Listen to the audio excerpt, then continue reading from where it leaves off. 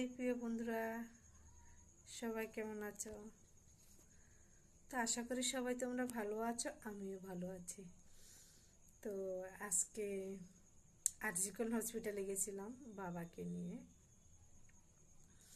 বাবাকে ডাক্তার দেখাতে গেছিলাম আরজিকলে।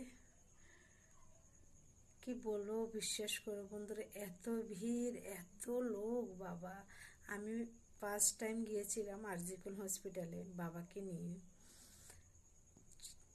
সারাদিন লাইনে থেকে থেকে দাঁড়িয়ে দাঁড়িয়ে আমার পা ব্যথা হয়ে গেছে, আর আমি টায়ার্ড হয়ে পড়েছি। আমার শরীরে এনার্জি চলে গেছে।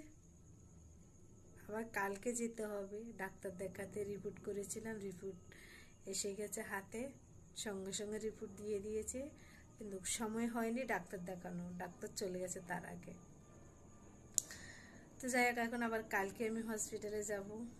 তো আজকে তো আমি টায়ার্ড হয়ে গেছি।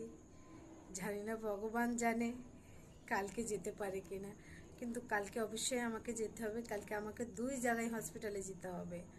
এক জায়গায় হসপিটাল হচ্ছে সেবাতে যাব, আর একটা আরজিকল যাব। 2 জায়গায় যাব। সেবাতে যাব মার জন্য, আরজিকলে যাব বাবার জন্য।